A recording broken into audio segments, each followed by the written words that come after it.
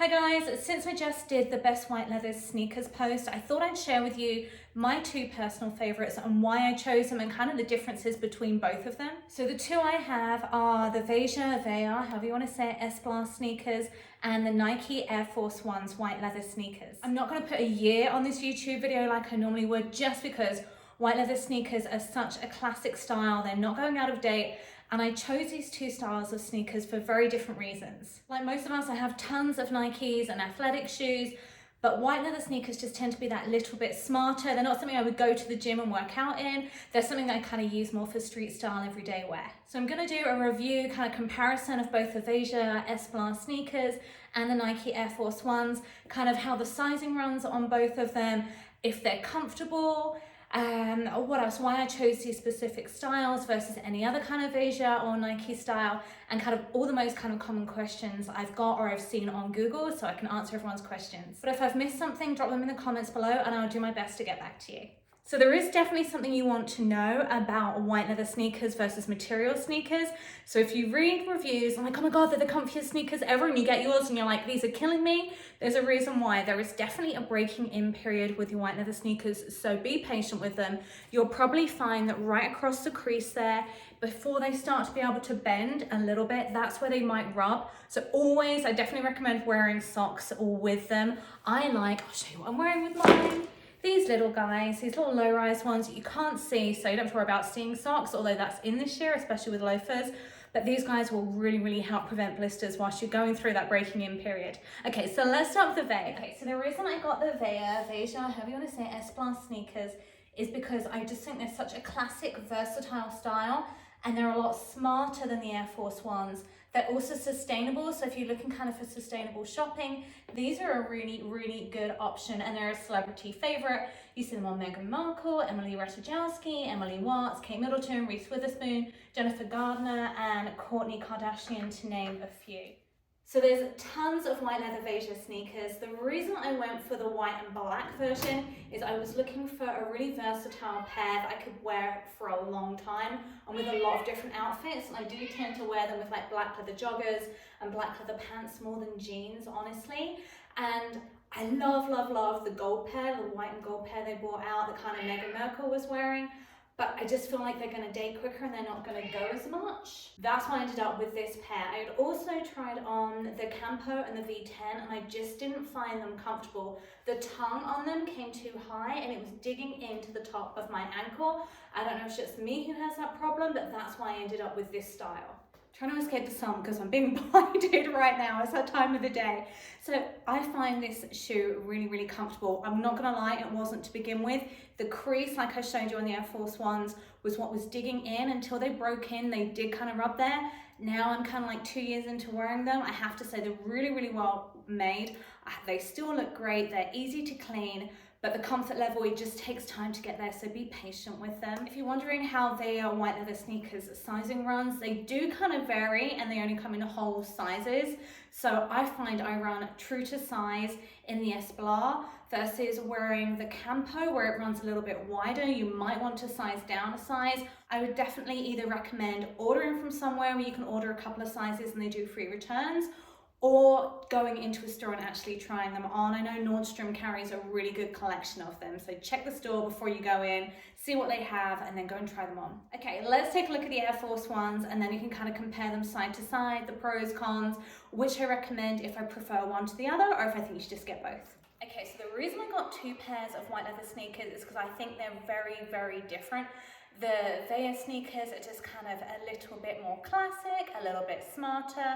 The Air Force Ones are just so iconic. I also like that they're plain white leather, and I like the chunkiest sole. Being short, I really appreciate any excuse with extra height, even if it's a flat shoe. And it's such a celebrity favorite right now. Everyone from Hailey Bieber to Kendall Jenner have been wearing them, and I am a sucker for buying things, and I caved in and I finally got them. And I'm actually kind of glad I did, because I wanted them ever since was it back in like the 2000s with the Air Force One song that came out, and now that song just gets stuck in my head. But anyway, I've got them. They're such an affordable white leather sneaker, so let's put them on. I did order two sizes because I wasn't sure what size to get. The reason being, I kind of range from a 7 to a 7.5 in my Nike styles. I kind of find they vary a lot, and they said to size down half a size. So I didn't know whether to do the 6.5 or the 7, so I just ordered both from Nordstrom. Again, free shipping, free returns. I just return the ones that don't fit, which is why I'm doing this on the carpet. So I'm gonna start with the Nike 6.5, just because everywhere recommended, pretty much everywhere online, all the stores said to size down half a size from your normal size, and they do come in half sizes. I love box fresh white sneakers. I don't know how long they're gonna stay white, but I love them. And one of my feet, I can't remember which one, is slightly larger than the other, so I am going to try both on. Because I normally try one, I'm like, oh, that's great, and then I try the other shoe on, I'm like, oh, okay, I should try both on, because that one is not so good. Normally, I would get a bit nervous about sizing down to a 6.5 in sneakers, especially if I was going to be working out in them. I think because they're not a workout shoe, it's not such a big deal. It's not like my feet are going to get that swollen in them. And although they're breathable, they're just not a sneaker style I would use for working out. I feel like I'd use them more for walking around Europe a lot, or walking around cities a lot, rather than wearing a flat when I wanted something that gives me a bit more support. Wow, okay, I'm glad I sized down. I don't think I even need to try on the 7s, because these in themselves feel quite big. I'm actually almost tempted to go down to a 6, but then I'm really worried they would be too tight, especially in the summer when your feet are swollen. I'm gonna roll up my pants just so you can see things a bit better. Like, it's not how I'd wear my pants, but there is definitely a bit of a gap in the back. But I think these are gonna be it, because I think if they're gonna go down to a 6, they are gonna be too small. Okay, right now, they feel like I'm walking in bricks. There is no bend in them at all. Can you see? They're gonna take some breaking in to get that crease in them. I think once they're breaking in, they're gonna be comfortable. It's just, unfortunately, right now, I can't give you honest feedback of whether they're comfortable or not, because right now they just feel like I have 2 lumps on my feet. What I can tell you the heels and the balls of them feel really squishy, and that's because they do have extra cushioning in the toes and the heels. They are also breathable, all of the holes in there, which you really want with a leather sneaker, so you don't end up with sweaty feet.